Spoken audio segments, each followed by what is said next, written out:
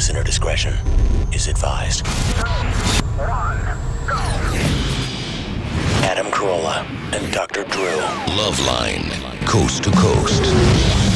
Hey, everybody, it's LoveLine. I'm Adam Carolla. It's Dr. Drew. Phone number 1-800-LOVE-191. Dr. Drew, board-certified physician, addiction medicine specialist. And last night's guest, Ron Jeremy. Tonight, Bill Nye, the science guy. Logical. Running the gamut. Sure we are. And Bill, of course, you know from Bill Nye, the science guy. I don't even know what's that. Was that always on PBS? It was on PBS for a long time. It started out in syndication for you broadcast historians. I must say I really enjoyed that show, and I know it was geared toward 9-year-olds, but it was just right for Adam. Perfect. It was right in my wheelhouse. Half the wheelhouse. viewers were grown-ups, and nominally that would include you. Interestingly, the LA Unified School Districts failed Adam so miserably. Everything he learned, right, would be from talk radio and public television. Right, and internet porn. And internet porn. And of course, internet porn. Yeah, I'm so pathetic. Once in a while, I'll flip on Jeopardy, and they'll ask some question, and I'll get the answer. And then they'll ask another one, I'll get that answer, and I'll go, "Whoa, buddy, you're really on a roll here." And then they cut to the panel, and it's 9-year-olds, and it's essentially third grade Jeopardy. And this is the same thing would happen with Bill Nye. Like, I'd be sitting there, I go, this is for kids. And then I'd go, I didn't know. What are those things called? Molecules? You're making my day. I really, if anyone learned this, and I know no one I know learned any of this crap, they certainly have forgotten it by the time they hit 30. So going back and watching your show, it was riveting. Oh, good. I good. would watch it all the way through and was very interested in it. Good. And you look exactly the same. Go figure. Well, let me tell you dress this. is Don't very take, different, don't take this in a bad way, but nerdy guys don't age. They're sort of 37. They're 37 when they're in high school. They're 37 when they're 67. They're Eat just your heart 37. out, pal. Eat your heart It's out. bad. It's not good for a while, but then it gets good. Then you got it going on. Sure yeah, you do. because sure you do. I mean, I'm looking at Bill's resume here, or list of accomplishments, and it's stuff. He in 1977 he's working on projects, and you know, I mean, if you look at Bill, I was alive in 77. I know, sure. but you should have been 11 or something. Well, I should have been. Well, how old are you? I'm 47. See, that's what I mean. Look at him, brand new. 47. Yeah. He will regale you, though, about the benefits of the pocket protector any moment now. Oh, really? I think they're great. I don't see him sporting one. Well, you don't need it all the time. They need to be brought back.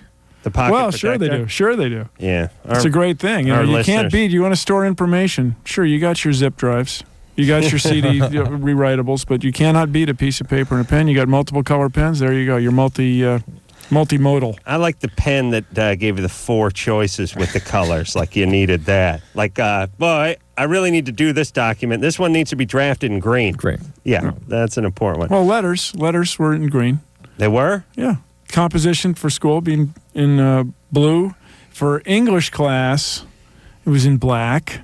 I had no idea. Sure, and then you got to have a pencil. Oh yeah, Drew, you didn't. Pencil. You didn't play this game, did you, with the different colors in high school? No. But Drew's he's a scholar himself, so you guys. Oh yeah. You guys pick each other's brains during the commercial. But also, what I'm going to talk to you about during the commercial, Bill, is all this aviation stuff. Oh, sure. Adam's into that. Working on at Boeing. Yeah, working on flaps and stabilizers. Flaps. They were on and horizontal ailerons. stabilizers. There's a tube on 747 horizontal stabilizer, hydraulic tube. Mm-hmm. I kind of think of, as my Is tube. the Bill Nye tube? Kind of think of it as my tube. There was all the buzz in first class last time I threw the. Gwyneth Paltrow was talking about on her way to JFK, I believe. She wanted to know if the Bill Nye tube? Well, she just called it the Nye tube. The Nye tube, it suppresses a little vibration that you'd have in horizontal stabilizer. It's a Quincke tube, second order differential equation. Not that hard. Well, But what did I do? I convinced him it was worth doing. If I got nothing else, if I bring nothing else to the party, it's enthusiasm. Even then. Bill's new show is called the Eyes of Nye, although shouldn't it be called the Eye of Nye? Well, I use both eyes. Right. So we went plural. Yeah. Gives you a 3D view, a stereoscopic perspective. It may be grammatically correct or even even correct physiologically, but the Eye of Nye I think flows a little better. So we'll. I have not. Maybe we'll change it on your recommendation. We'll work on that. Sure. Thank you. And then you could name it the change after me. Well, sure we would. There'd be a little asterisk. Be the Corolla bar. Yeah. Yeah, I have no, as recommended by Adam. Like that. Yeah. So we're and this Eye of Nye. This is on PBS as well. Well, that's the hope, but the deal hasn't been made. The deal? Can we talk about the deal? We're in H. Yeah, We're yeah. in Culver City. But I know. I'm glad it close hasn't been enough. made because I haven't seen it. Yeah. Well, it was started in September. It'll go on the air. Yeah, in you know, September. beginning of television season. Right. And yeah, listen, I've seen PBS. Yeah, I'm with you. What's it take to get on the air over there?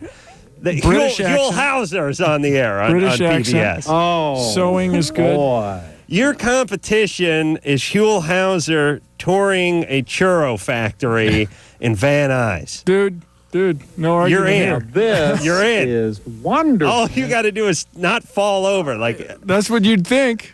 We'll see. well, look, what with your track record, he's won Emmys, Drew. Do you I'm sure of understand that. this? Sure, yeah. He's an Emmy Award winner from PBS. That's a They good should be party. I begging recommend for you that. to get back. Yeah, they should.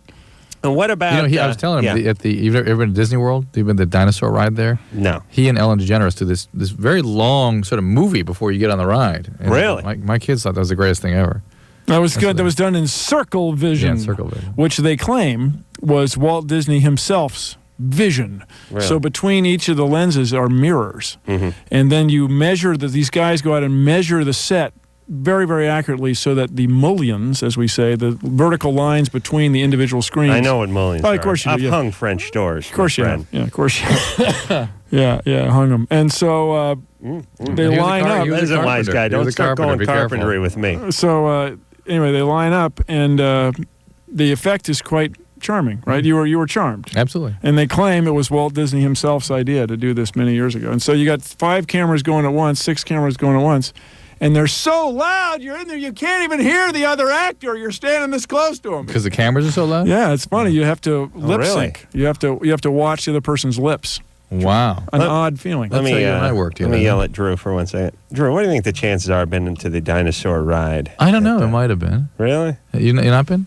It's sort of a big event. It's there. called the It's a World of It's a Energy. big thing there at the Nah, I've never been to Disney World. Ellen's Energy Adventure. If you'd been to Epcot, you would have I've gone been on this there. thing. Yeah. All right. Experimental planned community of tomorrow. And what about regular commercial TV? You ever, Yeah, well, Right. sure. I was on Comedy Central doing the old Almost Live thing there for many Right. years. but they The show started out in commercial television. Is that what you're saying? It started Bill was in Nye, the syndication. Science Yeah, it Guy? was on once Oh. a week for a couple years before we had 65 shows. Then it got stripped, as we say in the biz. 5 nights a week, stripped. And when do you any thoughts of anyone approach you to do daytime TV? Well, not really, kinda. I've been on most talk shows that are out of business. Yeah. Name of talk shows out of business. Chevy Chase, there. Magic done- Johnson, done- there. done Suzanne Chevy Summers, Chase. there. Okay? Suzanne Summers. Did we ever do that, Drew? No, I didn't One show- day, didn't show a talk show. Danced with her. I let's- danced with Suzanne. Let's put a. I have an autographed thigh No master. big deal. You're a genius. You don't No, need, you don't that's need just that something that horse came to me, if I may. Crap. Listen, we should put together a list of shows that we've been on that are canceled, and we can Ours? include our own. Yeah, our own. Oh, we've got we may 40. beat Bill. Yeah, all right. All right. Competition. Well, no, it's not, hey, it's not something I want to win, but I guess I'll take you on. You done Keenan? That could be one for us. Yeah. Home team? Home team, Terry Bradshaw. Home team, yes. Oh, Lisa. Lisa. Yeah. Yeah. Oh. Rosie O'Donnell. What? Yes. Yeah, we did yeah. Rosie. No, We we did did Rosie? Roseanne. Roseanne, I never did. Rosie, yes. Producer Ann, the world's House greatest Party. producer. She's saying to my ear, Reaching the back. one show we haven't done. Rosie O'Donnell. I'm like, huh? No, that was Rosie was charming. It was fun. Drew, we may have to dig deep into our bag. Well, of, be crappy careful shows. what you wish for. How about Vibe? No. Yeah, see? The blacks don't like Bill Nye. Hey, what was cool? I was on the Magic Johnson show with Mm-hmm. Lionel Richie and Chris Rock before he was a giant. All black guys. And then me. It was funny. It was That fun. is It was funny. cool. All right. Derek? So we're about Bill's even got a little in Dr. canceled Bruce in him, shows. doesn't he? Yeah. Yeah. All nerds have a little Dr. Bruce in them. But again, that's not a bad thing. No. Of course Got it it. didn't.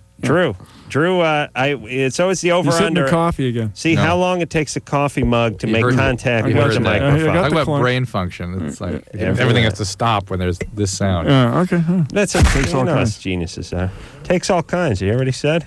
I'm trying to bring that back. The all kinds It thing. takes all kinds. You're 3 Sigma. You could do that. You could help me bring. Can I back say it 3 takes all Sigma, kinds. Dr. Drew? No, what does that mean? I don't You know, what it standard means. deviation. Oh, 3 you'd be Sigma, at yes, he is. Oh, he 97.3. is. He's He's getting a that big 4 boy. or 5 Sigma. Yeah. Oh, he is. Yeah, he's way outside the box. If you guys, out there in the non-scientific, non-engineering community, if you knew how funny it was to 3 say Sigma? Adam is 3 Sigma, that is comedy. All right. Yeah. Not a married guy, huh? No. How the ladies treating you? Oh, that's good. It's good. We're good. All right, buddy. Derek, Yeah. you're 16. Yeah. What's up? Bill Nye the Science Guy's biggest fan in the world. Oh, I Derek, used to watch greetings. this man when I was 9 years old. Right on, man. He's the reason I want to become a scientist, even though I can't pass science class. I still want to become a scientist. You might be able to if you applied yourself, Derek. Yeah, but it's hard because you gotta learn molecules and. You were all made of molecules. It's no mystery. So what? That doesn't mean you know molecules. He's just making him feel good. I know, but stop trying to make our listeners feel good. You need to beat up on All them. right, Derek, you suck for not being good at science. That's but right. what's your question? Go, Bill. He just wants to know how to be you, right? Derek? Yeah. Oh, Bill, he's devastated. You want to know how to be me? I want to know how to become Bill Nye the Science Guy. Well, speaking for myself personally, I combined a love of science, which I got pretty much before I can remember, with a desire to be funny. And I know what you're saying, but looks aren't everything. So I think you work hurt hard. your own case there. Yeah, you I'm work not gonna say hard anything. at science, and you work hard at writing jokes. I'm not kidding. It's really interesting to try to write a joke. Well, It's, you got Adams here on this. Yeah, it takes. You Takes want to go. smart- You smart want people. to Gotta go be a 6 genius. seconds, and remember that a joke not only has a punch line, it has what's called a punch word. Punch word. And so it's if you're interested in it, give it a shot, because there's nothing cooler than becoming. Ask Drew. There's nothing cooler than becoming a scientist, because every day there's something new. Every day there's something cool. Yeah. So go for it, man. Hey, Derek. Hit me the ball. Yeah. Take over. You got a good joke or a theorem? No. All right, buddy. You smoking a lot of weed? That'll work against you, Yeah, Derek. let's- That'll yeah. work That'll against be you. I bad for you. All right. Hey, all I tell you what, it messes up your short-term memory at least. This is anecdotally. Now, Drew, you know more about it than I No, do. that's not anecdotally. That has been shown categorically to be the case. What's anecdotal or not thoroughly proven is whether or not it alters frontal lobe function and alters. Derek, people it develop. alters frontal lobe function. Let me say this on behalf of all the hashers, though. It does bring out the scientist in everyone when you're trying to form a pipe out of That's the things. engineer. It's That's the sort engineer. of the MacGyver meets Yeah. scientist. Yeah. You have nothing but a spent toilet paper roll, some God, foil you guys, from it's so some lame. gum, maybe an apple, and you got to get a hit of weed. Jeez. You know what I'm saying, Bill? I don't quite. I watch Oh, these man, guys. my I watch friends- these guys I used to be My friends have I've living with, and man, it's bad for you. It's got to be bad for you. Whoa. We lived with a bunch of hashers really. in college. Yeah, in college. oh, yeah. of course. The Great. dog's name was Ganja. Yeah. Really? Excuse They me. played reggae all day. Yeah. Oh, Reggae music. Where'd you go? Where'd you go to college? Cornell. And back east. and heard that one. And you were you weren't in a fraternity. No, but you know, you live in a house with a bunch of Sure. people. Yeah. Oh man. It's got to be bad for you. Oh, here comes Narc Bill and his bow no, tie. hey, Hide man. the weed, everybody. No, they let him He's go. gonna bum your high. But I did Calling not all like. nerds. I also not crazy for the smell. Not Huh? crazy for it. All right, buddy. What about you? Like shotgun a beer every once in a while? No comment. You like a little drinking. Turns out booze not too bad. Boy, I really hit my booze. I really, you know those. How do you know when you're an alcoholic things? Yeah. The tests. Yeah, Yeah. that's- The ones you always get 10 out of 10 on. Yeah, I got home and then eventually get angry and attack the magazine viciously. Chew it tearing the up. page, throwing it around. in If my I mouth. just throw this out, I'll be fine. I'll have no symptoms. Here's what I did last night. I got home. I drink a little red wine before I go to bed at night. I'll translate. Bottle of red wine. Yeah, keep- I drink that two, 3 glasses. You know, 2 or 3. Two or I'd be three. bummed. I like to. That's how I unwind. Highball How I unwind. glasses. Highballs, and tumblers, and I do that every night. Okay, The aluminum milkshake cup. I the thing drink- that goes on And every morning. Keep going. I drink one of those cartons of white wine, 6-liter Nice. carton. So I come home last night and there ain't nothing there. Ooh. So I So you think. attack the magazine. So I think I gotta get myself. I got a little buzz going here. So I go. I'll make myself a highball. I'll make a little vodka drink. The same And, vodka you were swigged out of to go to sleep the other night? Gee whiz. Could be another bottle. Could be a new You bottle. finished that one. Could And be. all this doesn't hurt you. Well, wait, you got that part. Okay. I'm a heavyweight, Bill. Yeah, heavyweight. So I make a little vodka drink, but there's really just a splash of vodka on the bottom of the thing. There's no vodka left. 8 ounces. Yeah, I make a little vodka drink, and I drink that down, and now it's like, it's getting near 1 o'clock. But I got another hour of, Iraq coverage to watch. And so I said, I need a drink, and I look around. I got nothing but Sambuca. Sambuca Licorice. is like this liqueur, like Yeah. this licorice liqueur that has the Anise thing? this consistency of like a liquid Syrup, mercury, yeah. really. 11 more ounces. And so here I am drinking a tumbler Yeah. of licorice Sambuca. I mean, it was 3 tumblers. really a point where I should have just shot some NyQuil down and then hit myself on the head with a shoe. NyQuil follow. Yeah. So, A Sambuca. NyQuil follow. That's like a chaser. Oh, yeah, sure. Sambuca last night, everybody. Desperation. All right, So, let's- Drew, yeah. seriously, what is frontal lobe function? Help me. Frontal lobe, in particular, the right frontal lobe is the part of the brain that negotiates emotional regulation and emotional integration. So when you're growing through adolescence, that's the part of the brain that's really growing. You're negotiating social skills and how to develop a sense of self. And so it's Is your really- brain growing, adding cells? Absolutely, it's Yeah. actually growing, and they've shown arrest of that growth in even moderate pot smokers around the age of 15. It's not theoretic yet, it's not proven, but the data is starting to come in. Boy, it sure seems like it. Yeah. Now the question is, when if they were to stop smoking at 17, would they catch up and be normal? That hasn't been studied yet. But more than the physiological stuff, it just kind of yanks you off the field. It's like somebody parking you in the garage for a couple of years. You know, you're not in the game. I mean, what part of life, especially if you liken it to a sport? I mean, can you just take 3 years off and go right back out and be on your game? I don't care if it's golf or football or studying or work or whatever it is. You get yanked off the court and sat on the bench for a few years. It's hard to get back into the game sometimes. Good point. Thank you. And what was the second word you said? But Sambuca, that's different. That's rocket fuel, my friend. Integration? What's integrating? Integrating, like being able to pull top-down information from the social world and bottom-up information from the somatic experiences, and be able Somatic to having to do with your the body. be able to Yeah. integrate and regulate those All right. experiences. All right, Bill, stop learning, please. well- Parker, it's Yeah. obnoxious when you learn. Parker, you're 15.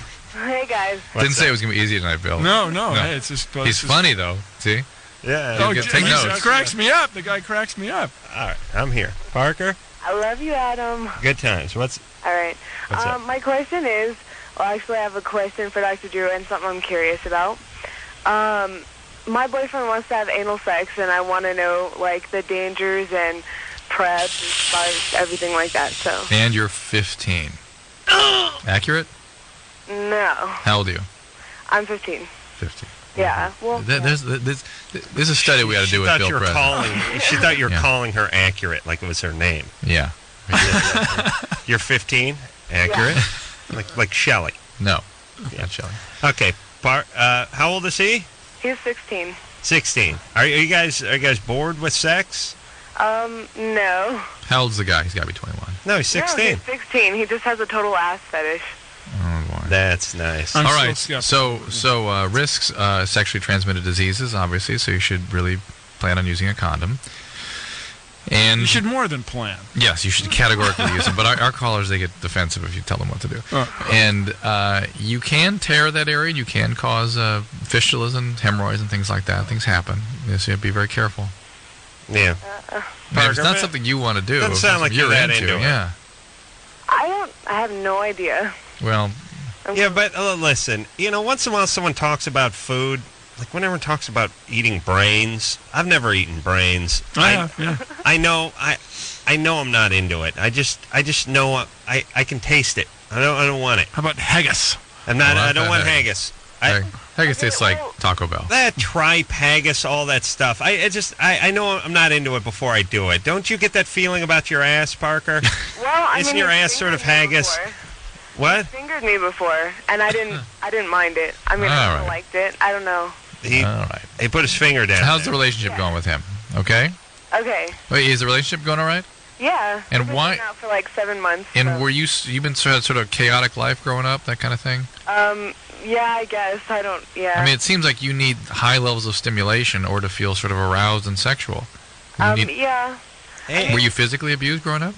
I don't know. It depends on your definition. Somebody hit you. it's- Yeah, that's yes. Well, yeah. Yeah, okay. So that's why you sort of need this high level of arousal and stimulation in order to even feel good, feel sexual. And that's Yeah, not 'cause exactly... I was a cutter. You're a cutter, okay. Yeah. All right, so this is more of that kind of potentially part of the harming the self impulse. All right. Okay. So be careful. I mean, look, listen, you've got a lot of stuff to work on. Are you in treatment? Yeah. All right. Talk to your therapist about these choices, all right? All right. All right. All right. All right. And so I have something I'm curious about too. Mm. Yes. Okay. So the first time I had an orgasm, I was about 9. Mm-mm. Were you sexually abused? I don't know. Do you think? Nothing I remember. Was there a lot of was it really chaotic in your household? Do you have drug addict parents? No. All right, go ahead. And so I used to masturbate like a lot because I was homeschooled for a while, and I used to masturbate like 11 times a day. And I still masturbate a lot, so I don't know. Does that mean I'm like sexually addicted and I'm bipolar? Yeah, it could just be your bipolarity. People when they're manic, hypomanic, they'll get like that. Wait, did she ask if she was bipolar? She said, "I am bipolar." No. I thought you were asking if you were. If she has to ask, let me offer. She is bipolar. Have you been diagnosed? Yes, I have. Oh, all right. Medication and everything. Okay, so that's probably what that is. Although to pick up that heavy a pace at 9 usually is sexual abuse. I was at 11 when I was 9. 11 times a day? Yeah. Then moved up to, I added 1 a year. Well, until now, I'm 38. There you go. Let's see. Do you know 49 times a day. Yeah. My rule, if I have a daughter, is no ass play until 15 and a half, young lady. That's my thing. You're going to start indoctrinating her when she's 3? Enforcing. Honey, Yeah. When you're Yeah. 15? Yeah. No ass play. No, 15 and a half. 15 and a half. That's right. When you get your learner's permit, then we'll talk. Then we can talk. All right. Bill Nye, the science guy here, everybody. Thank you. We will take ourselves a little break. When we come back, we'll speak to... Bill's going to get a boner. Please, Anderson, no more. We'll speak to Jennifer, who's 19. Has got a question for Bill. Wants to know about Beatman's World. Is that Beatman's World? Beekman's World. Yeah. That's all I do is get erroneous information fed to me in this goddamn Yell during show. the break. Here we go. All right, we'll be back.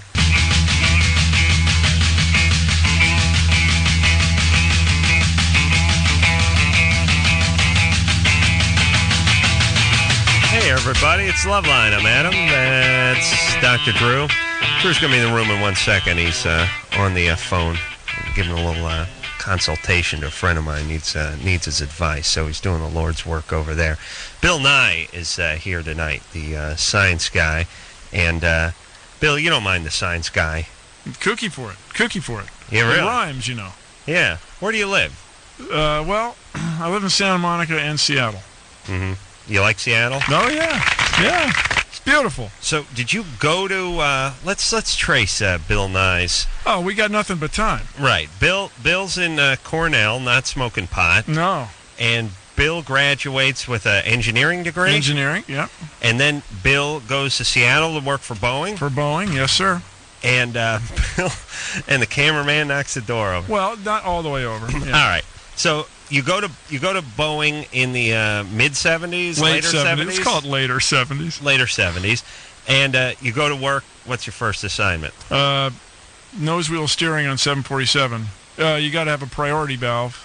Was the priority valve sticking, or had a wine bottle rolled under the rudder pedal on Air France? So they went right off the end of the runway. Didn't steer. Oh my God. And now the 747 has been around Big. for Big plane.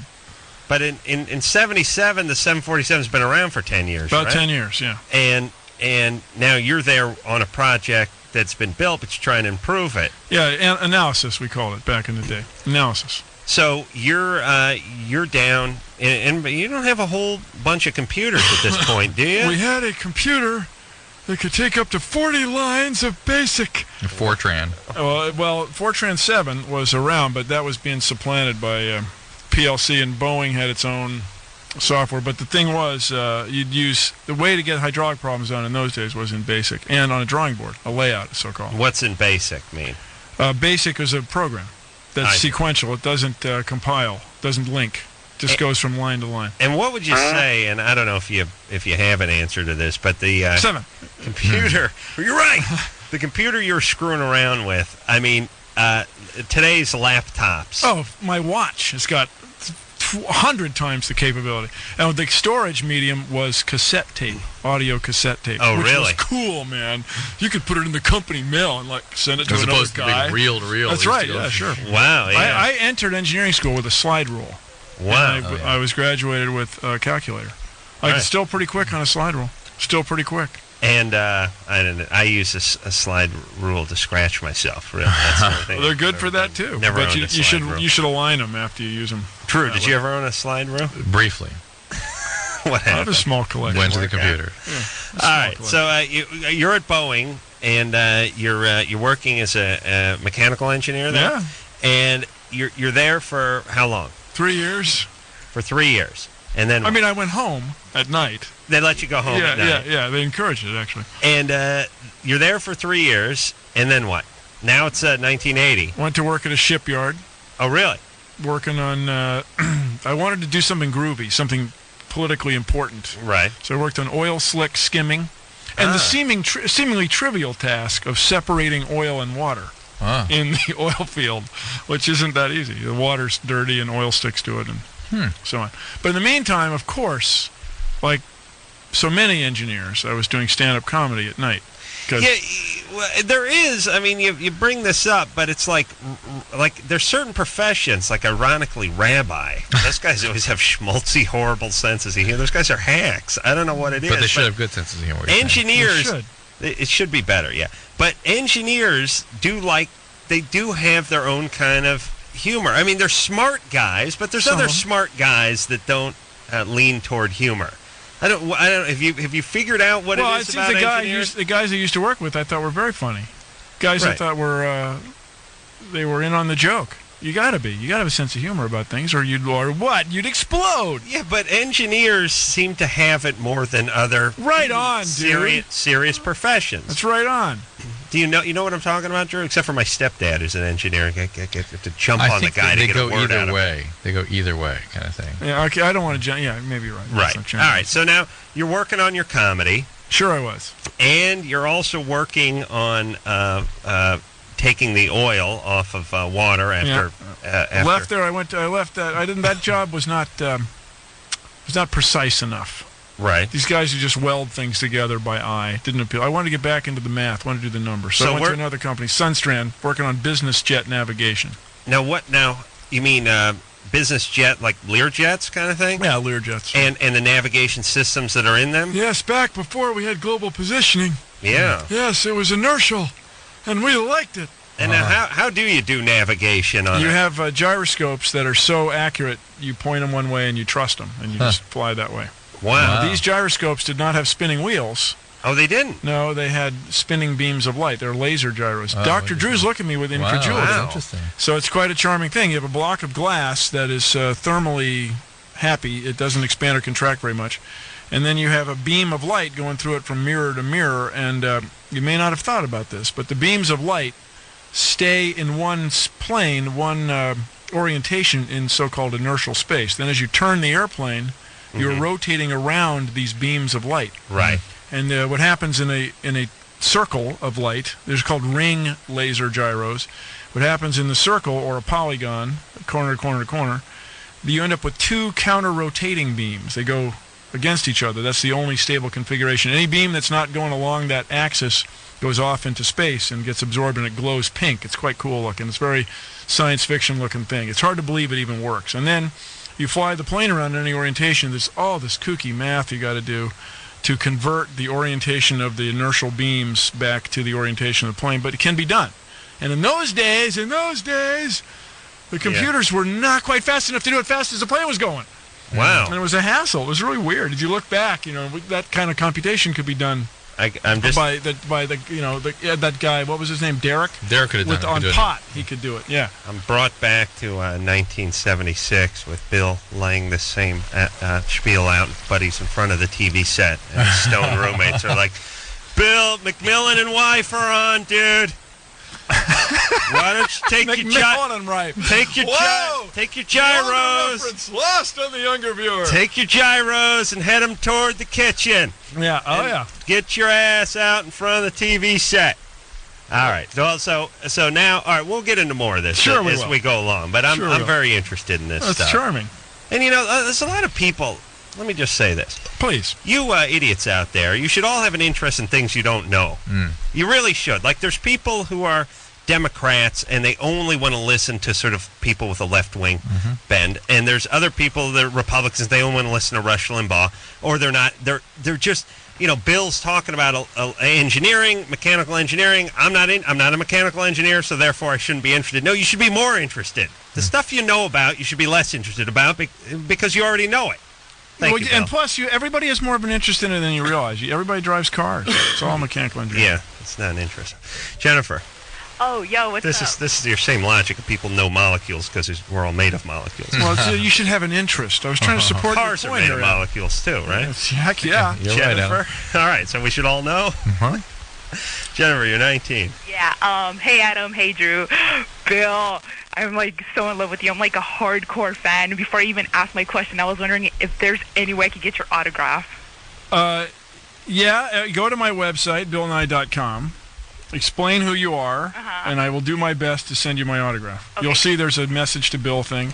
I do them usually on Mondays, but we don't get to them so let's say once a month. We'll get to it. Okay, thank you. Oh, no, Jennifer, it is I who must thank you. Now, your question. Okay. My question is, since I think you're so gangster, seriously, you're OG, since you're the first He is OG, isn't he? I am OG. That's the first thing I thought when I met him. Second G. That's old geek, by the way. Well, my question was, since you were the first scientist on TV that I seen, and then all of a sudden other scientists started popping out like Beekman's World, I was wondering if you ever... All right, hold on. It's Beekman. It's Beekman, like the beak of the little penguins there. Yeah, he would have this No, hold on. You're wrong. Stop saying Beekman actually was You're on screwing first. everybody up. Beekman's World. Beekman was before Bill Nye. Yeah, by a few months. Oh, Bill ripped off Beekman. Well, let's see. Interesting. Bill just did it better. Well, they approached me about writing for that show, and I talked to the guy on the phone, and it became clear to both of us that I really didn't want to write for his show. I wanted to kind of have my own show. And the thing that said, we can talk about Beekman's all the time, but we are like-minded individuals. I would see him at these events, and we share the vision. Lead on, Jennifer. Okay, that was just my question right there. Have you ever had any friction with him or anything? No. Or competing, against each other? One time on the radio, though, somebody called and asked the perfect question. We were on you've heard of it. It's another radio sort of network. National Public Radio. That's what they call it. Yeah. Oh yeah. And so I was on there with the guy who plays Beekman on the show, played Beekman on the show, and somebody called and asked the perfect question: why is science education so important? And he said, "Can I take that question?" He stole my thunder. Yeah. But that's just playing good ball. I have no. That was a good move on his part. Is he as good a scientist as you are? He's an actor, and he's okay. But he's not. Okay. He's not. I got it. I Okay. think Bad that boy. with all due respect, no. With all due respect, he would read from teleprompter, and you can tell. And I would write all the stuff that I say, and you could tell. No. I see. Learn it and do it. I'm just yanking. After you write it, learn it, and do it. Yeah. All right. So lead on, Jennifer. That's your question. She's done. All right. Best, Jennifer. Keep up the good work. Oh, forget See you her. down the road. Beatman, please. Jameson. Yes. You're 16. Yes. What's up? Lately I've been having these dreams of me smoking pot, and I've been clean for 3 months now. Well, using dreams are absolutely routine. Anyone who's been addicted to a drug and stops will have using dreams. It's your brain really craving the drug. That's the feeling you have. You want to be using. You want it so badly. And with certain drugs, they're so powerfully reinforcing, you will wake up with all the physiologic effects of having used.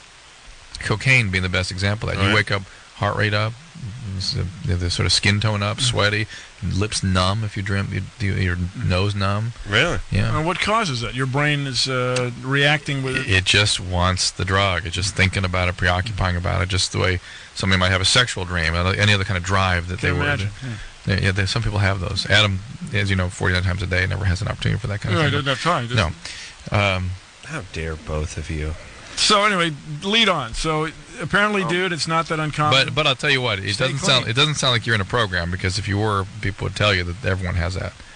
Well, I was in the program, and I didn't really bring it up. It just started recently about. All right, well, tell your sponsor about it then. I don't have a sponsor. All right, like I said, you're not in the program. No, it was called Cannabis Youth Treatment. It was a probation program. All right. Well, then I'm sure they talked to you about 12-step recovery and about the importance of getting involved with that, right? Yeah. I guess it was a 12-step kind of. All right. So go ahead and go to MA, get a sponsor.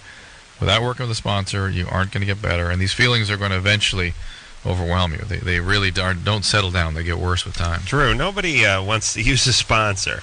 You're always preaching about the sponsor. Yeah, because that's where the work has to get done, and people avoid it. They don't want to deal with it. All right. Bill Nye, the takes Science a year, Guy. though, right? Takes a good year. At least a year. All right. Bill is. Good luck, man. Bill is here with us. We're going to take ourselves a quick break, and we'll be right back after this. Hey, everybody. It's LoveLine. I'm Adam. That's Dr. Drew.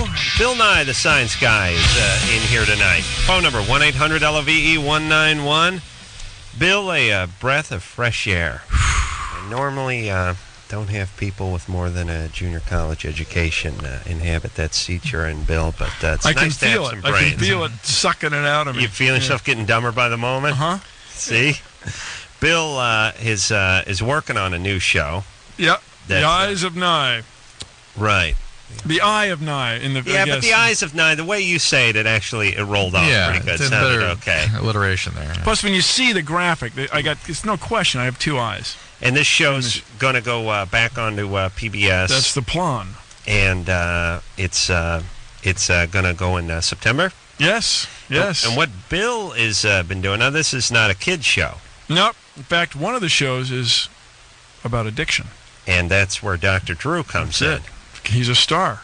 He's strung out on glue, and you're trying to watch him. I think it was glue. You can't tell. You're a heroin addict. I'm not as experienced as you guys. Gasoline. And they're following Drew around and seeing how he operates and his patients and that kind of stuff, right? Yeah. So this is going to be a nighttime show. Nominally, what you call access. But is it going to be? My book will be Is this out 20 there. questions? My what do book you want will to be know? out there. You got to plug my book. Heck, yeah, sure. You Yeah, plug your good. book. Yeah, hit me the ball.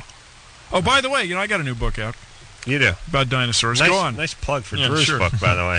We'll get it in. Reminds me of my book. We'll get Drew's book in. You got a book about dinosaurs? Here it is. Is this it? Yeah. Any revelations in here? Well, just birds are dinosaurs. But when you look at modern birds, we're looking at direct descendants of ancient dinosaurs. And you say, why bother? Why bother figuring that out? Who cares?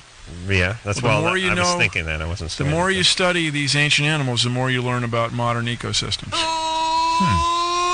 Who cares? Yes. Now, Bill, That was a recording, ladies and gentlemen. Speaking of books or birds, let me Yeah. tell you my idea I had the other day. Uh-huh. And you tell me if you think this is feasible scientifically. Okay, sure. I was thinking about, first off, birds are mean. People don't know Yeah. how mean birds Yeah, are. heck yes, they are. People like birds. You know, Some birds, yeah. people are like, oh, it's They're a bird. good-looking, a They're lot of great. them, yeah. You know, but you think about birds for a second. They'll First- come after you. See the movie? Where have you been? We're going back to a crow discussion here, I Yeah, believe. crows Yes? are aggressive, man. Okay. Smart. Now, They'll take you out. Here's my plan. People have birds. your eyes I have out. friends that birds make the world's worst pets, by the way. People have birds for 10 years. They go in to put their hand in to get them to The sit bird on. bites them. The bird bites them. Heck And yeah. then craps You know what all they over got? them. They What? got a bird brain, okay? They got no brains. Yeah, those birds. okay, so deal. I worked at a gym. Good eyesight. I worked at a gym that had a macaw. This thing's the world's scariest parrot, these macaws. And first thing, this macaw would just let out these screams for no good reason. Yeah, but 10 of those, you'd crap yourself. Also, here's what this macaw used to like to do. It used to like to, this gym had a boxing ring. And I'd be in the boxing ring, and I'd be training with somebody, and this macaw would get off its perch, would walk all the way across the gym, and it would crawl up the ring. It would crawl up the ropes. Onto the turnbuckles. Onto the top turnbuckle. Then it would walk all the way around, and it would go to my little plastic stopwatch that I was using, and it would put its beak right through it and smash it. And it did this to 3 stopwatches of mine, by the way. But You're just wearing gloves. Mean-spirited bird. Just curious, when you saw it for the 20 minutes it took to get around the outside of the ring, why didn't you stop it from going over to the stopwatch? Here's what would happen every time. I would see the bird walking toward the ring, and I would say, all right, I got 10 minutes. It's going to take this bird a little while. And then I would get in my thing. And then I would see it get up on the turnbuckle, and I would think, all right, I got about 2 minutes here. Let me just finish the round out. And then I would turn around to the cracking sound of my whatever. Anyway, and eventually I started leaving a decoy stopwatch out for the thing, the one that it broke before. But did it work? Was that effective? No, it would just go. It knew the one that didn't work and would go after the one that worked. Birds are mean. So here's my plan. Question. I had this plan a couple of weeks ago. I started studying crows and realizing how territorial they are and how mean they are, and how whenever a bird flies in their airspace, a whole gang of them jump. They're like flying Crips, is what they are. They're the black gang. They just go after anyone in their turf. And then I thought, I see these dolphins the military uses and the seals and the dogs at the airport. Let's start using crows for law enforcement. Let's have attack crows. Well, somebody was telling me that these things had big brains. That they could work, but I think I don't know how trainable they are. They're kind of ornery. Somebody was saying. You let us know how that goes. Somebody was saying that crows had a brain weight to body weight ratio that was second only to us, which I know they don't weigh much, skeptical. so it doesn't take much. Well, But then someone called in and said they were one of the top creatures in terms of knowledge or something. Well, their ability. Knowledge? Well, I mean, their ability to but they're behavioral. They're crafty. Yeah, crafty. Yeah. They're crafty. They'll pick up a bug and drop it so it cracks on the ground and then go down and eat it and stuff like that. All right, so. We train these crows, okay? Yes. And then when there's some standoff situation like this a-hole that's sitting on a tractor in a fountain somewhere for 2 days, unleash the crows. Yeah. The crows can converge on this guy. Everyone runs when crows come at him, by the way. You saw Tippi Hedren. Yeah, I don't care if you're... She was in the movie The Crows. I don't care if you're... No, the bird. I mean, the seagulls in that case, but that's all right. All right, I don't care if you're holding a shotgun. A bunch of crows come at you, throw your gun and run. Yeah, you do. Hostage situations. I love it. Send out the crows. Yes. People start... Send in the crows. People start giving up just at the threat of the crows. When they see the crow van pull up, it's like, I'm turning myself in. It's over. By the way... I believe we could train crows. All right. Okay, it's the way we do with dogs to sniff out I'll get some gunpowder falconers to... Yeah, they're not bad, but crows scarier than falcons. Hell yes. Making that noise. Then by the stars. Surveillance crows. Oh, man. Buzzing around. I see the crow's van with the O with the sight in it across here. Yes, that's right. That's good, Drew. Yes. Yeah. And it'll be crow response. Yeah, we overwhelming. Some kind of acronym. Acronym that spelled what crows, they were out. crows. Yeah, which I always find ridiculous because let's just call the goddamn things crows. That's what they are in the first place. But Special Weapons Assault Team. Right. Then we spin off into a series. I'm the Crow Command Leader. All right, we'll work all this. You play out. by your own rules. That's the right. Rules, the crow's rules. No, the crows play by their own rules. Okay. We'll work this out. But in a world. What do you think about my attack crow idea?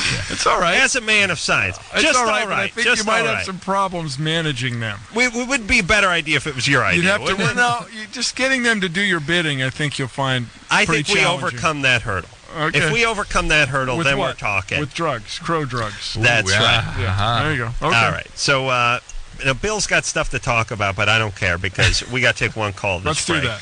And then, we go to commercial. I talk to him more about crows. Jameson? Yes. Wait a minute. We talked to Jameson. Oh, beg your pardon. All right, you got to get a sponsor, buddy. And I got to get a sponsor for this crow idea. Yeah. The Navy. Yeah. Goes easy. Andrew? Yeah? You're 16? Yep. What's up? Yeah, I have a question for Drew. Yeah. I just wanted to know if it's true because I was talking to my friend the other day, and he told me that he was with this girl, and she said that she was more hornier when she's on her period. And I just want to know if that's true. That some girls are more hornier. While some women are, and it's primarily the influence of estrogen late in their cycle. Mm-hmm. Some women feel that way late in pregnancy too, again because of the congestion down there and also the high levels of progesterone.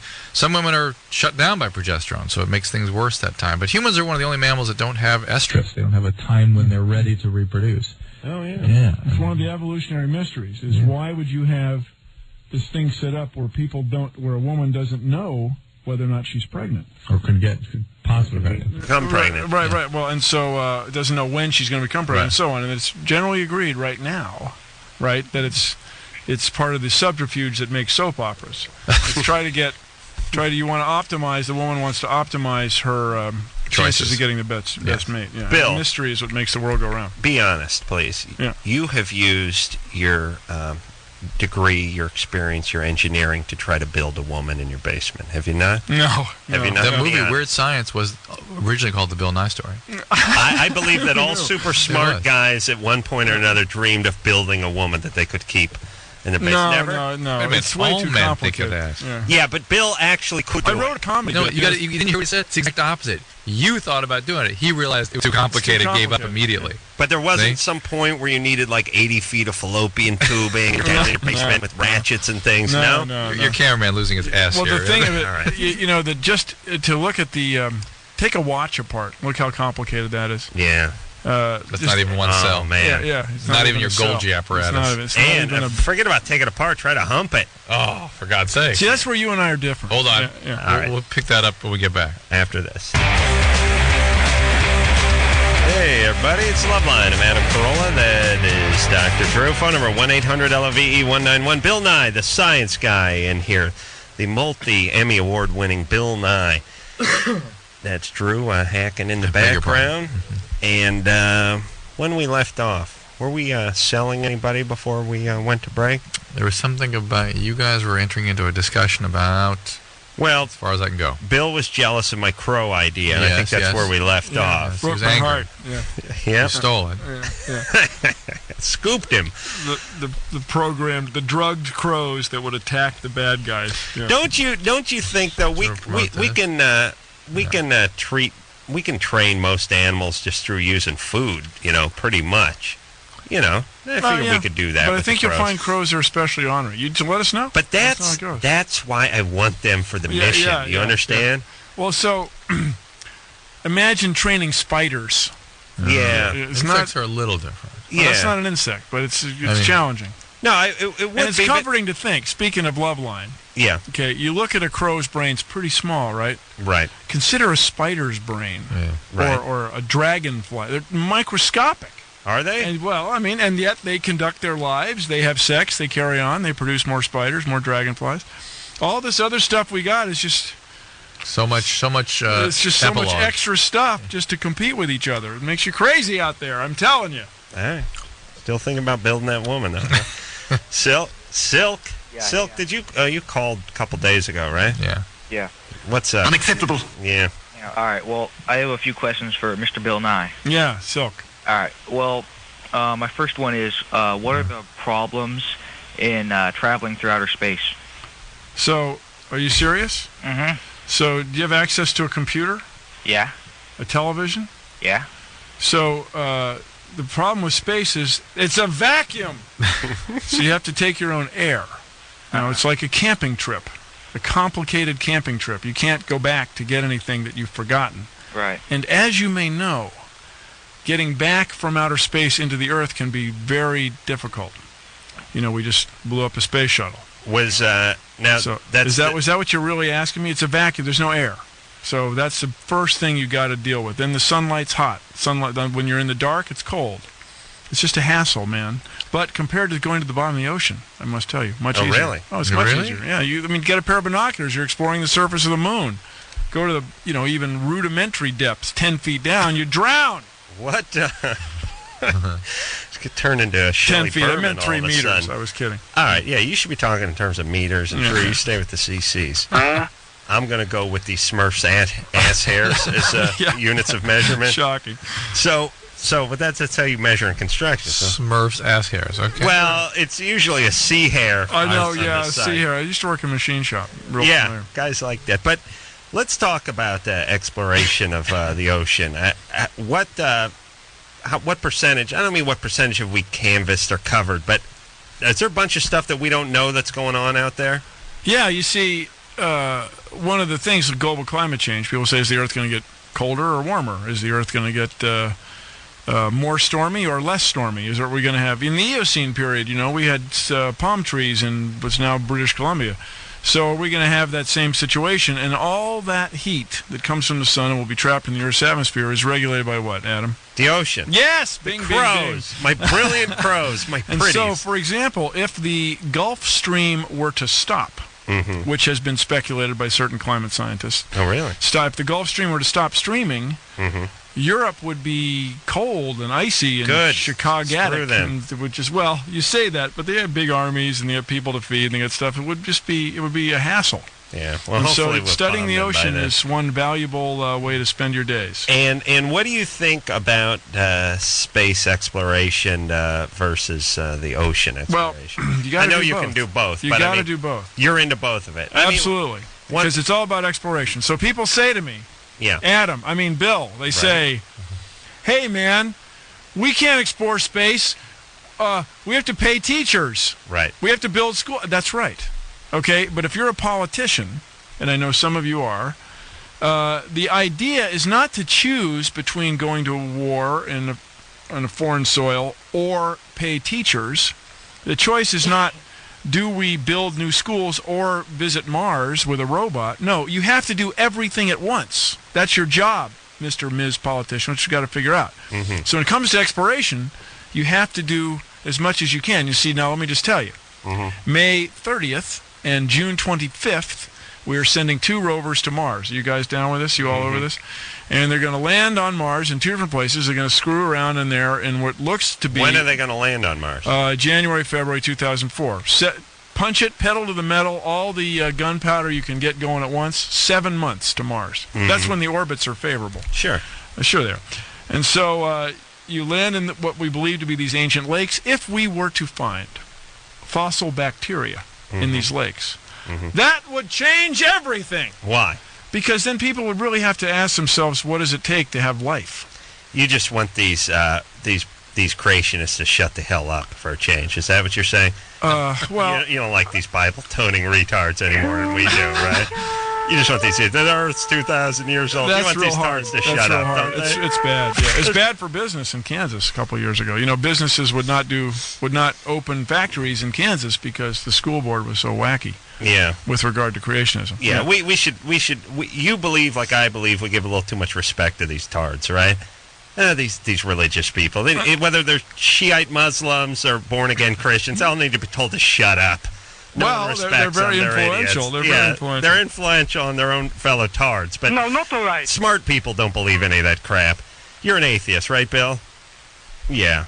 It always strikes me once in a while a smart guy is really into Jesus, and I wonder about that. Well, makes me lose a little respect. The experience of transcendence can be an important human experience. Right. And you don't have to believe or not believe it as a reality. You just have to have the experience. And by the way, protect that experience. I'm not going to try to one-up anybody, but I'm a pretty reverent guy. Yes. When I look at the world around me, at nature and so on. And what were you talking about earlier? The robot? No, at people, women and men. It is pretty astonishing. It is. Nature is pretty astonishing. But worthy of respect. I look at that as nature, not as a guy. But you, as a scientist, must love the argument when people go, "Well, then how did all this get here? If not for one guy in sandals." Like, wow, are you stupid? All right, but let me ask you this, Bill. Here's something I was thinking about, too, the other day. I was watching this Discovery Channel or History, I don't know what it was, and they were talking about stealth technology. A huge fan. And it is marvelous technology. Well, it's not that hard. The ideas are not that hard. The execution is quite difficult. Okay. But go ahead. Right. Thanks for that. It is. Well, you get a plane who has edges that don't reflect radar back to where it's coming from. Right. You just got to coat a surface with stuff that absorbs radar rather than reflects. Just got to figure out a way to make that object go, 1,000 miles an hour, or 600 subsonic. Yeah. Carry a bunch of ordnance. Bunch of ordnance, but isn't the stealth fighter supersonic? Ordnance. I don't think so. Stealth is just below. Yeah. We'll look into that. Well, anyway, if you go supersonic in wrong. the stealth, you're going to go through a lot of gas. You're going to see the needle move. So you Really? don't normally fly in that configuration. All right, fair enough. But the exhaust is supersonic. All right, so here's the point. I was thinking, man, the technology is incredible with this. It's just with your this tax stuff. dollars at work. And then I thought to myself, I've lived in L.A. They've been talking about this bullet train to Vegas since God, it would be cool. It'd be so cool. Since I've been in the 7th grade. Hit me the ball. Can't we get it? Here's all I'm saying. The technology that's going into the military is absolutely, we lead the world in this. Absolutely. Yet the same crappy RTD bus is lumbering down Hey, the man. street. Vote. Where's the bullet train? Vote. Why aren't we building You're this the bullet same train? guy the other night was having trouble with the microwaves, right? Yeah. I want a microwave that can handle tinfoil. Can't you? No, Einstein's come We up have with a- that we have already. infrared for 30 that. years of this. Can't you come up with something? Well, You can't come up with this. no, dude. No improvements on the microwave oven since 1971. Well, huge improvements compared to What? size. What, the handle? The Klystron. Oh, is much please. smaller. So the magnetron. what? So a thing of beans stays in there 10 seconds less. BFD. All right. I want to be able to put foil in that microwave. Now get busy. And leave, guys like you vote on Wednesday and That's right. No. don't buckle your safety belt. How dare you? I don't vote. All right. I tell everybody you got to vote. What are If we you gonna, want the bullet train, you got to vote. What are we going to do about this microwave and the bullet train and my crows? The crows, you're on your own. All right, but what are we going to do about the microwave? I think that's user education. And the bullet train, What do you mean should user support. education? I mean, you're a ditz. Oh. Don't put the flipping metal in the microwave. I want to be able to put a hungry man in there. No, you look at a radar dish out on your neighbor's porch. Okay, it has holes in it, but what's it made of? Anyone? It's made of metal. Okay, Yeah. because it not only does it conduct electricity, anyone, Right. it reflects it. All right, I Okay? would have said that, but I was So going it to drink. reflects the microwaves. All right, there's nothing we can do, and of course, often, especially in circular objects like the rim of a bowl, Right. you get a resonance. You get a. Well, let's call it something else, Like but let's feedback. work out a way to heat things that can handle metal that don't involve flame. Are you one No. of these guys on the screen here? Buy a bowl without the metal in it. No, They sell them. they don't. And once in a while, you leave the fork in there when you're stoned. Yeah, of course you do. That's all I'm saying. Another problem I don't Get have. busy. Yeah. Stop talking about your theory and get busy on my microwave You and my want the bullet bullet train, train. you I gotta want the vote. bullet train. You gotta vote. Vote for who? Who's running on the bullet train platform? He'll show up. She'll show up. She'll show up. Broads don't know anything about Mary, 18. I mean, you're a ditz. Mary? Yeah, Hi, what's up? nothing. Thank you for calling the show. You're welcome. Get any hotter in here? Can you expand on that, Mary? What's up, baby doll? I had a question for Dr. Drew. Yeah. My boyfriend and I have been having sex recently, and he's been coming inside me and not pulling out. Mm-hmm. And Are you now- pregnant? I don't know. I should probably go get a test right now, but I smell like fishy. And last time I got tested was November 6th. I don't have any STDs, but Well, you do now. You have something. You have at least a vaginal infection. And while it may not be sort of a classical STD, it is probably, it sounds like something you got contracted from him. It might be something called trichomonas. he's completely clean though. Also, How does he know that? he's been tested. No. He's not been tested for this. I guarantee you he hasn't. Are you trying to get pregnant? Not necessarily. I don't know how to describe it. Well, you're going to get pregnant. What's wrong with you? Are you stupid? No, You gotta be stupid.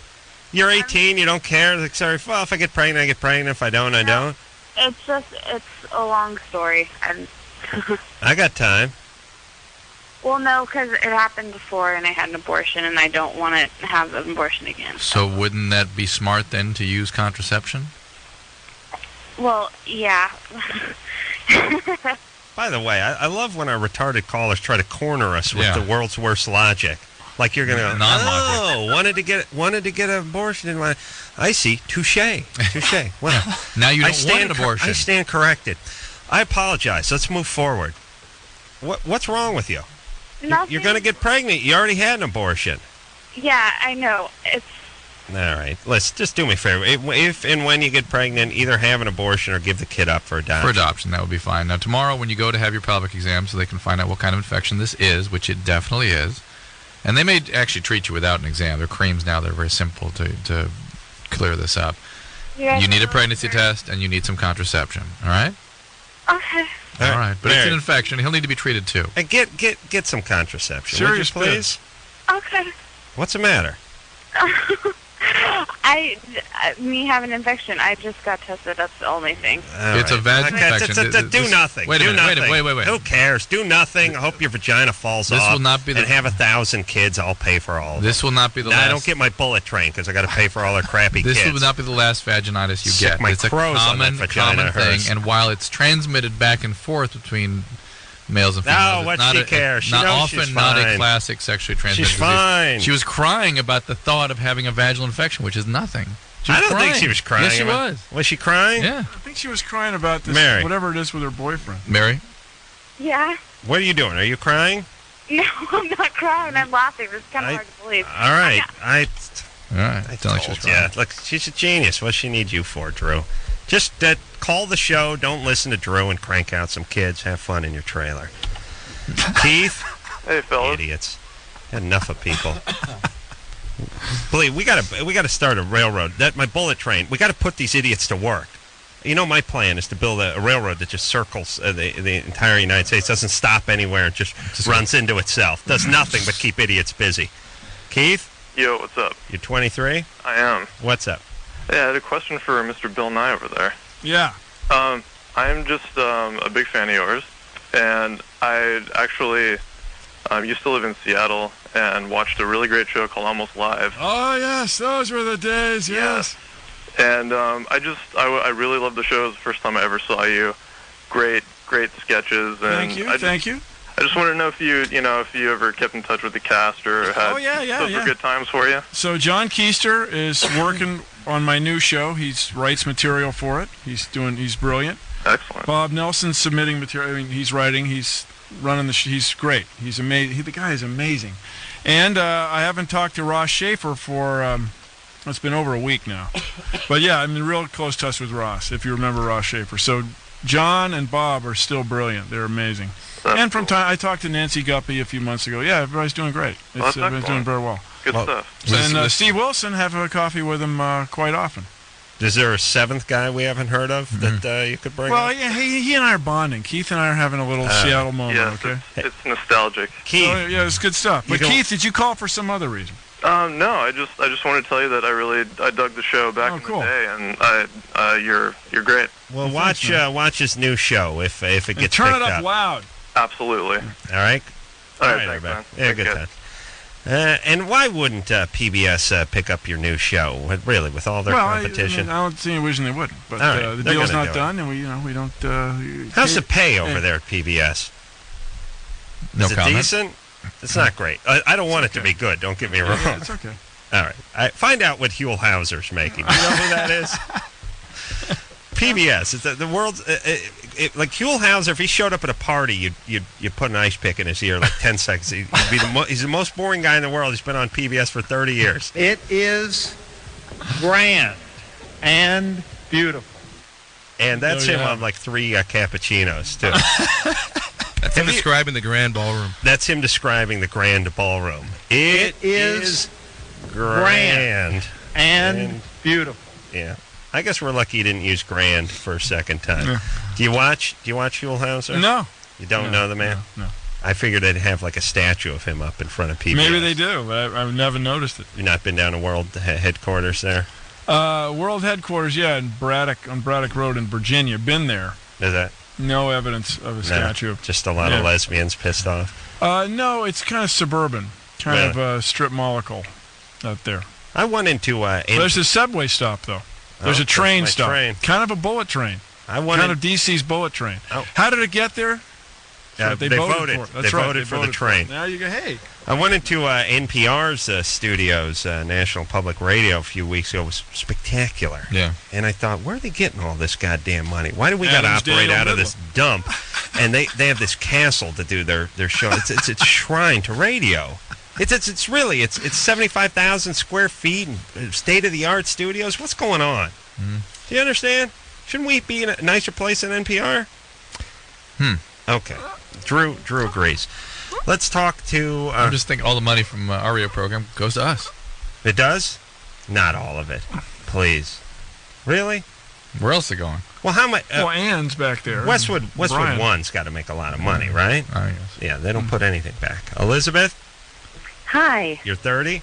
Yes. What's up? How are you guys doing? Good. Okay. I'm kind of actually embarrassed. Okay. I'm a recovering alcoholic. I've been sober for 16 months. I have worked. I'm still in the program. I still go to meetings. I've worked the steps with a sponsor. Right.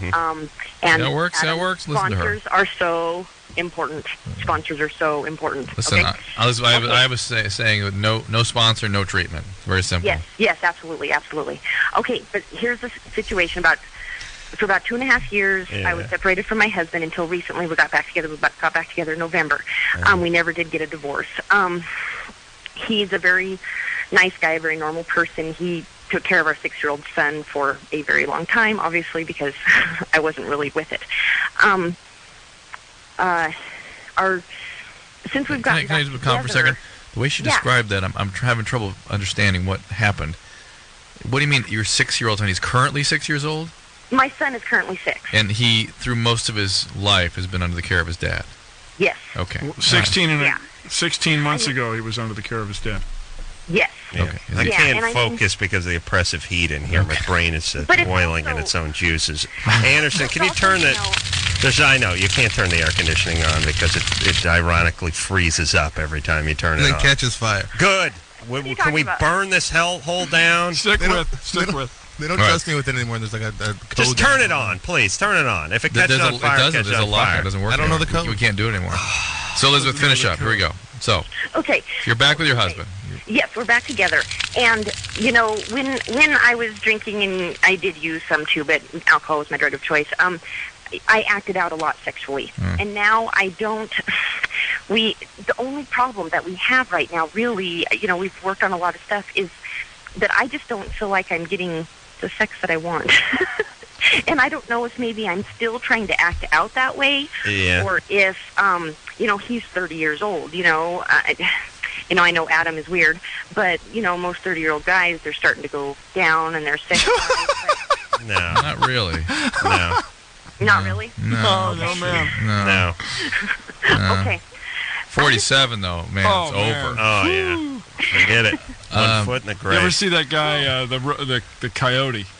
And he goes over the cliff. Wile E. It's just Coyote? a puff. Yeah. That's what I'm looking at. I'm looking up from there. That's what I'm looking at. You're holding a sign up. Yeah. Elizabeth. I saw him was a long time ago. It was two or three frames ago. Elizabeth. Yes. You think your husband is paying you back a little bit? Like sometimes, yeah. Here's what I think. Maybe withholding a little bit. Are you a trauma survivor? You know what? I feel like I should be. I can't remember anything in my past. But you're behaving like one, right? I behave like one. Are you working on? Are you going to therapist in addition to your sponsor? No, I have like a group session thingy, but I don't see anybody one-on-one. Right, you might want to look into that because there might be something here. Either you are still sort of acting out a remnant of your disease, which is in order to be sexual, that's a sort of disavowed, shamed aspect of yourself that you can only connect with in a highly arousing and non-intimate situation. Yeah. Okay? And that's therapy time, if that's what's happening. Very true. And also, too, guys get a little freaked out when they feel nutty coming at their penis. Well, the problem is not their husband. The problem is her. No, I know that, but I'm saying he will shut down even more when he feels that nutty energy coming at him. Yeah, that's true. See, and I see that happening. Hold on. God damn it. What? The other possibility here. Just tell her what you got to tell her. We got to go to break. I got to dip my head in the goddamn toilet. It's 90 degrees and it's dumb. All right. Hades. But listen, so Bill's coming undone over here. Oh my God, his bow tie. Bow tie's just gonna take his underpants off in a minute. There should have been a sound effect. Like, you're a ditz. There should have been a doing sound when the bow tie came off. Just tell her what you got to tell her. Listen, she confirmed the fact that for her to be sexual is a shaming experience, and she can't be intimate and sexual. These are disavowed aspects of self that if she's going to reintegrate again with, she's going to need therapy. Or the other possibility, or she has grown in sobriety, her husband has not, and it is expressing itself in their intimate relationship now because she has grown into a different person in the process of recovery. He has not kept up with that growth, and that can feel pretty funny when you try to. I think it's the former. I agree think with you. I agree. she's off the booze, but she still has the got some remnants stuff going on, and it's freaking him out. And he may be paying her back a little bit for It's being all so that, promiscuous. It's all surface stuff, yeah. Bill Nye the Science Guy is here. He's down to his wife beater and boxer shorts. We can, look, I can see a sock garter. We'll take ourselves a little break. We'll be back.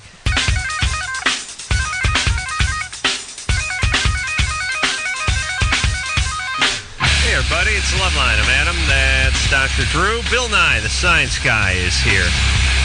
Bill, you should stop by on a more regular basis. Why, I'd love to. Yeah, I mean, if something happens, fill us in on what's going on. We got those probes going to Mars. Yeah, it's cool. It's going to be quite a thing. And it's the cost of a fancy cup of coffee per taxpayer. Oh, really? $350 million. It is but nothing. Yeah. And so, no, really, I mean, compared to the way, like, for example, the way we spend money on this war, it's a drop in the proverbial bucket. Yeah. And so if we discover what we don't know, people say, why are you going to go to Mars? What are you going to discover? We don't know. That's why we're going. It's a new horizon. Right. And if we discover... Didn't we get something onto Mars? Well, we have a couple things. Yeah. 3 things. Yeah, nothing. Yeah. There's nothing there. Well, they found this thing that might have been a bacteria. Oh, man. ALH-84 ALH-84-001. Yeah. It's this meteorite that has these little patterns in it that may be fossil bacteria. I'm not talking about fossil dinosaur, ancient dinosaurs. I'm talking about bacteria. So let's just say the probe went up there and it did find some fossil bacteria. That would be astonishing. What would it mean? Well, you ever heard of panspermia? Oh, yeah. Yeah, rented that. Yeah, yeah, it was good. Had that guy. Ron Jeremy was in it, yeah. Yeah, it was terrific. It was really panspermia. Overproduced, but yes. So the idea is that life started on Mars. Mm-hmm. Primordial Mars had more favorable conditions. It had a better atmosphere. The premise, not asserting this, I'm saying it is not beyond the pale. Right. Had better atmosphere, this and that, had liquid water. Life starts on Mars. 3 billion years ago, gets hit by a meteorite. Mm-hmm. Comes spiraling into the sun. Maybe, right? Comet, inner space, something rocky thing smash into planetism gizmo. Comes hurtling around in orbit. The orbit decays, gets sucked in by the Earth's gravity. Here it is, lands on the Earth. It's still got the DNA cell kind of life going on it, like a virus can survive. Right. Freeze-dried in space, comes back, and we're all here. Like we started as Martians. So not beyond the pale. So really life is a super accident because... Yeah, that's right. It makes it just like, it makes it, just beyond astonishing. Then furthermore, how do you find something from Mars? Well, sure, you go to Antarctica. Most things that land on the Earth from Mars, from this primordial collision, fall where? At one of the poles. In the ocean. They fall in the ocean as you don't see them. They go to the bottom of the ocean, very hard to find. But when they land in Antarctica, they land on this icy surface, and they are dark rocks. I mean, it's this simple. Easier. So guys walking around Antarctica, they go to this place, an area called the Budget Space Probe. It's an area where the ice is ablated. Oh, yeah, it's burned off by the wind, and it exposes these rocks, and there they are, and they pick them up. They look at the shock patterns in the rock under a microscope. It looks just like the Martian smash, and you crack them open, you get atmosphere that is just Martian. It's Martian atmosphere. What about the possibility that was all the rage a few years ago of something large hitting this planet? And man, might have been Mars. If I'm working down the road, we would be looking for those just a little more aggressively than we are now. We're not doing what we can do. Yeah, well, we could do a little more. Now, this is when I say a little more, I'd like to spend, let us say, for example, 3 decades, 30 years. In the background, keep an eye on rocks in space. There's a Star Trek, sure, very good premise. Lame movies. Sure. But the premise great is not, conventions, right, Bill? Fantastic. Well, they are when you're young. All right. Yeah, they are when you're young. And then this looking for rocks in space, they could kill us all. And this gets back to, there is no question, the ancient dinosaurs, almost no question, the ancient dinosaurs were taken out by rocks from space. How big a single rock would it take? I mean, I understand it's doesn't have to be that large. No, 10 kilometers, 3 something miles. 7,000 miles. No, 6 miles. 6 miles. 7 miles. A rock that landed and would cover a space that was 6 miles. No, it made a crater 350 nautical miles. It made the Gulf of Mexico, basically. But what I'm saying is a rock the size of 6 miles across, if it hit this planet, going that fast. yeah, obviously it wasn't just dropped off a folding table. Yeah, a high one. If it hits this planet at that speed, devastation. Oh yeah, apparently, yeah. And so, is there a way to? Oh yeah. So you played hockey. We have to knock it. We have to knock the puck when you're out off there. The Out there, trajectory? if you tap it at the blue line, Right. Then it'll miss the goal, right? What do we tap it with? There's debate about that, but a nuclear weapon. You send it out there, nuclear instrument. Right. You send it out there, you get it real close to the planet's surface, you set it off, and then the debris from the planet will have momentum going the other way and nudge the rock off course. Debris from the planet. So we don't fire it into the planet? Split the thing open. You do that in the movies. You split it open in the Well, movies. in the movie, Bruce Willis lands on whatever's coming this way. Yeah. And then tunnels into it and sets the nuclear device. No need. We can just fire a nuclear rocket Kinetic into kill, it. as we say. KKV, kinetic kill vehicle. Right. So, this technology is in place to some degree, after a isn't it? fashion, yeah. But to shoot something to land on Mars, landing on an ellipse 50 kilometers long, takes 8-10 years of planning. Well, how far and then out? It doesn't always get there. How far out do we need to hit it? Well, that's the question. There you go. Now let's spend a few million a year. We don't care if figure it that lands out. on Mexico. Don't get us wrong. Yeah, you do. Mexico would take you out. Yeah, nowhere on Earth. Nowhere on Earth is any about good. this then. France? Come on. Oh, France. No. Yeah. No, Well, even that's bad. 2 miles across. Let's say chunk the size of the forearm because it screws up. Apparently, it screws up the whole world. I mean, these dinosaurs, the ancient dinosaurs, they couldn't get through it, and all kinds of sea creatures. Whack! You can see it in the fossil record. So they think the Gulf of Mexico was. Oh no, it's that area. The Gulf of Mexico is subsequent, but made much later. But that's where it is in Chicxulub, Mexico. So off Belize, where the Gulf of Mexico is now. Get great weed from great coke. It's bad from for that you. area. Yeah, bad. Both of them. All right. So you think meteorites bad? You too. think we should be focusing a little bit more on just a something little big bit? hitting it? We have a few programs, but I think we need to. If you're asking me, and I got the impression you were, Yeah. we need to consolidate a little bit more. Look a little more aggressively. These are things I want to think about next time I get And stoned. I need the bullet train. And I want the Next time you do bullet train. next time you do mushrooms. Yeah. Bullet train and asteroids. That's what you need to think it. about. Yeah, and let me ask this: That's just the A's and the B's. How much advance warning if this was to happen? Something big was heading for this planet Well, let's say, for example, tomorrow. to get to Mars, Right. 7 months. So let's say we saw an asteroid outside the orbit of the moon, maybe a couple months, 2 months. Before we thought it would impact on this planet. Yeah. And you just got to give it a. Just have to kiss it just a little bit. Yeah. Just to knock If it's headed for just sure to knock this it way. into France. And notice that it's a little complicated. It's not only a hockey puck skidding through space. The goal's moving. The goal's moving, and the goal has suction. The Earth has gravity. We're which sucking help it in. Suck the bad boy in here, yeah. All right. Or bad girl. All right. So we'd have a few months if they spotted something. 2 months, yeah. And you got to be ready. That's the thing of it. You can hyphenate that, the thing of it. What size do these things normally come in? Oh, all sizes. Yeah. Do you have a pair of binoculars? Yeah, I do. Look at the moon. I'm looking at my Some of neighbor. those things are hundreds of nautical miles across. Some thousands. of the craters. Yeah. I see. And so you ever been to Meteor Crater, Arizona? Oh, no. I tell everybody who's got a chance, it's north of Phoenix a little ways, a little over an hour. You go there, you look at this thing, and you realize it was made by a meteorite. And the meteorite there, 100 meters across, football field across, and this thing is a mile wide. Yeah. Wham! And you can see the rays, so-called, of rocks splattered out just like dropping mud into a Water. sandbox. And yeah. so the idea basically is the sort of horrible idea is it doesn't take much. Traveling at the No, speed because that they're it going, is. 11 kilometers a second. They're going pretty fast. Let me ask one last question, and we'll go to break. And I know we didn't talk to any screwed up teens, but I got to entertain myself every once in a while on this show. Sure you do. And Drew too, right, Drew? Sure. Okay. If something he said it's going to take us 7 months to get to Mars. That's punching it. That's punching it. Pedal to the metal. Is what we're sending to Mars going the same speed as what's heading toward us? Not quite. Let's see. It's comparable. How much do things vary in space in terms of speed? Well, I mean, once you get outside the atmosphere, is everything traveling about the same? No. speed? Just there's an old, elegant calculation that things that drift in space fall into the Earth at about 11 kilometers a second, at least. How many miles an hour is that? What is that? That's well, I can do 15. the math, 15 miles a second. Miles an hour, multiply that by 3,600. Yeah. You get into some big numbers, into 7,000, 8,000, 12,000 miles an hour. Right, but the thing we're sending to Mars, how fast is that going?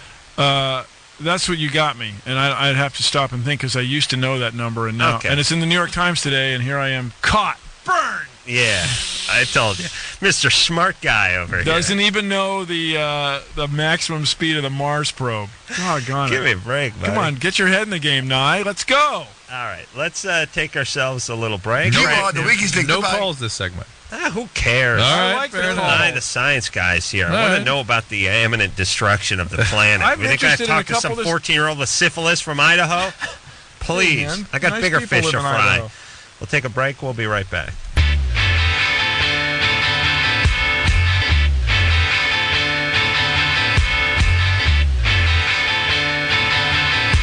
Hey, everybody. It's LoveLine. I'm Adam. That's Dr. Drew. Bill Nye, the science guy, is here tonight. He just stepped outside, glanced into the sky, and said there's something the size of Texas that's coming toward us. So we're really Time to go. Yeah, we got to go. Just got to give it, particularly if it's real thin. My whole thing is, I know you science guys are looking years in the future. I figure out I'm going to kick off about 71, 72, and whatever happens after That's that's nothing. fine by me. Fine by me. Wow. Can I have your car? Yeah. Yeah. Cars. Cars up. Okay, sir. Thank Okay. you. Thank you. What do you drive? One of those electric cars? Yeah. You and Ed Begley? Yeah. Yeah. Yeah. Really? Yes. Yeah. EV1. It's cool as heck. Good It's a pick. jewel. Yeah. It's visionary. It's a pussy magnet, too, right? Sure it is. Chicks Yes. love that. Oh, yeah. I love a car with no sound. Well, it's 0 to 50 in 2.8. No. Yeah, outperform No. a motorcycle, 0 to No. 50. No. No. Yeah. No. Okay. Hold on a second. Let me Go to think the about this. website, dude. Yeah, it's close. I know. I've said to Not Drew, 0 to 60. 0 to I 50. know. I've said to Drew. I've said to Drew a time and again that the electric motors. What's it all about? It's all about torque. Yeah. It's all about torque. And they 0 RPM, maximum torque. They do pull hard, but the car does 0 to 60 in the It's mid Mazda Miata. in the mid sevens. Beats a Miata. Yeah. In the mid sevens. Yeah. How come so long from 50 to 60? Oh, that's a great question. That's an excellent question. But as the engine's motor speed goes up, you lose your torque. Yeah, So but is it that many great? people have. Yeah. It's it is. Many people have proposed adding a second gear to the EB1, which would greatly increase its performance, but it's not really an issue. The thing goes 150. I question. If you want. I question you on the 2.80 to 50. One test is worth 1,000 expert opinions. I question you, my friend. Lead on. Look into this. Someone get on a website. Find out what the 0 to 50 is. GMEV1.com. Terry? Yes. Terry. Yes. Terry with the crows. Yes. Hey, Seems Adam. like a line. Yeah. Maybe that's Try that again. the static that the Texas-sized meteor is coming to Yeah, us. cell phones are just great technology. There we go. What's up there, Amazing Terry? technology. Hey, man, how you doing? Hey, we had a crow when I was about 15 years old, and they are the smartest, meanest birds you could ever have. You had a pet crow? My dad rescued one. Sounds like it kind of had you. It had my dad. He rescued a crow. Was it full grown when he rescued it? Yeah, it was full grown. It had a broken wing or a dislocated shoulder or something, so it couldn't fly. Mm-hmm. Cleaned it up. It shined up nicely. Sure. And we had... Get that crow polish? Yeah, nice and black. We had 2 dobies, and as soon as my dad would take it out of the cage, it would chase the dobies out of the house. Wow. I mean, they're mean. Yeah, they are. And Hence was it Drew's vision. Was it smart? Not Drew's. Adams. Mine. Oh, Adams, it's a blur. My vision It's was just a for blur. the logo. That's with right. the Yeah. crosshairs. Yeah, That's my bad, my right. bad. And Terry, now how was the crow? Crow response operative workhorse systems. Crow. So, like I said, when Croza. people do the acronym that is what the thing is, it seems like a waste of time. But Terry, how was it smart though? The crow. When I was 15, my dad would have a hard time getting me up. He'd send the crow in there. And I would get you up. Now that's what a crow is good for. So have you been abused? Is for that the what we're lazy getting out here? 15-year-old son you got. Yeah. I got issues. Your son's beating off. You send in the crow. Go get that worm. That'll scare you. All right, Terry. So you're behind me 100% on this idea. He's giving me some validation on this. This was just one crow. I couldn't imagine a flock of crows, and this crow couldn't fly. So, man, you got to be real careful. You would run like hell if 10 crows were swooping Yeah, you down would. on you. All right. Jessica, Yes. you're 20. What's up? Well, I have a quick question for Dr. Drew. Yeah. When I was 17, I had an abortion. Mm-hmm. And now I'm 20. And I want to get pregnant, but it's so hard for me. Why? And I was on the shot for about a year. Yeah. When did that? Ago. You've been off it a year? Yeah, I've been off it for a year. You'll get pregnant. Don't worry. But I can tell by your accent you're going to get pregnant very soon. What? Well, you need a man. She's panicking a little bit. She's over the hill. Yeah. 20. Are you Mexican? Yes, I Yeah, am. you're considered an old maid at 20, not being pregnant. What's up? Are you married? No, I'm going to get married till next year. Next year. So wait till next year. You get pregnant. Don't worry about But it. you give it a little time. You can get pregnant. You know what? But it's weird because before I didn't get my period for a whole year. That's why you're on the shot. It's supposed to work that way. Well, after the shot, I didn't start. The last time I took my shot was on March of last year, Uh-huh. and then I started getting my period again during January. This year. But Yeah, by I about would get it 6 months to a year. 1 week yes, and I would get it another week no. So All right. 1 week yes, 1 week no for a month, and now I don't even get it at all again. All right. Go. Have you talked to the doctor about it? Yes, I have, but they just tell me, oh, it's because the shot. It's because the shot. I've been checked like 20 million times. It will restart again for sure. If you are super anxious to get it going, there are the hormones they can use to try to kickstart it, but it will start up again. But I mean, I don't want to use nothing. all right, then it will start. Then relax. It'll start except for a double negative. Hey, you know nothing. Yeah. Don't want to use nothing. Listen, I don't want anyone raising kids who don't want to use nothing. I mean, not yet. You know what I mean? Like, I don't All want right. Are you fine? Jessica, relax. All right. It's gonna be fine. You're gonna get married. You'll be fine. You'll have some kids. What's your husband do? He's a truck driver. There you go. All right. Slow down. Get your finances in order. Get that career going. Then you have those kids. It'll be better in the long run. All right? She's glazed over. All right, baby doll. What'd you say? Yeah. That impulse of folks, and somehow it seems like the ones that are a little less in the brain department want to have the more kids at an earlier age. It's not a great thing in terms of a species. You know what I mean? Yeah, I know. It's going to be problems down the road. The Bill Nyes of the world will be few and far between. Lindsay? Yeah. Thank God. You're 23. Yeah. What's up? A couple of weeks ago on the show, you were talking about how if you lost your virginity after high school, you were sort of screwed up for life. No, never said anything like that. I mean, people they hear things through the prism of their own sort of sensitivity about their own I'm experiences. going to go way out on a limb here and Say she predict got pregnant that, at 22. Lindsay may have lost her virginity after high school. Yes. no. It's Adam was saying that if you lost your virginity later. Yeah, which is you, right? No, it's actually not. It's my boyfriend. The boyfriend. All right. Ooh, well, that is a little wacky. He'll be fine. Bill lost it when he was 29. How did you hear about that? It's all over the internet, Bill. Hey, But you seem to have a whole theory about it. okay, well let me explain this. And this is exactly what I said before. There are people who keep their virginity for various reasons. Yeah. And those many of them very good. Many very good. Some not as good. Some because they're a little screwed up. They have a little trouble with intimacy, or they were traumatized, or what have you. That's right. So if you remain a virgin into your 20s and it's for the good reasons, then that's fine. But if it's for the bad reasons, there's usually something there. Right. How old was your boyfriend? He was 21. That's fine. And why did he remain a virgin until 21? He's gay. Drew, please.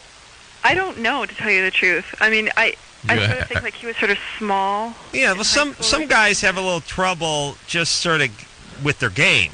Right. And it doesn't come together until a little bit later in life. Does he function sexually normally now? Yeah, he seems. I mean, I don't know. I guess I don't know exactly what that would mean even. Well, what is your question? Well, the path I'm going down is there can be things like prolactin secreting tumors and thyroid conditions and things that can really affect male sexual drive. My crows will fix those. And the crows will go after it. No, I think it's sort of like neurotic Jewish New York. Oh, okay. So that's screwed up. All right. I guess his mom browbeat him for too long, and they're scared to pull his pants down. This is what happens. He'll take his Jewish job. kids think their mom's going to steal their penis. I'll let him know that. And give it to Elijah. True. Is that part of the Passover thing? Yeah, it goes in the wine cup. We put this penis on the chair so Elijah can sit on it. The youngest child's, yes. Right. Youngest child's penis. Leave the door open, rub some bitter herbs on it. Yeah. Yeah, Jews are all neurotic because their moms are nuts and their dads are pussies, and they don't step in and straighten out the moms. This is why Jews are all nuts. You want to be ashamed of yourself. Jews have crazy neurotic moms and pussy dads. And the dads don't step in and go, hey, bitch, shut up. Where'd the Green Beret guys come from? They had Green Beret dads. Those are the Israelis. Oh, I see. They're scary. Okay. They're scary. I'm talking about the North American domesticated Jew, Drew. That's good. Domestic. It's really good. Oh, yes. Hit me with another one here. No, we're taking a break. Lindsay, this guy, he's fine. Yeah, don't worry about it. All right.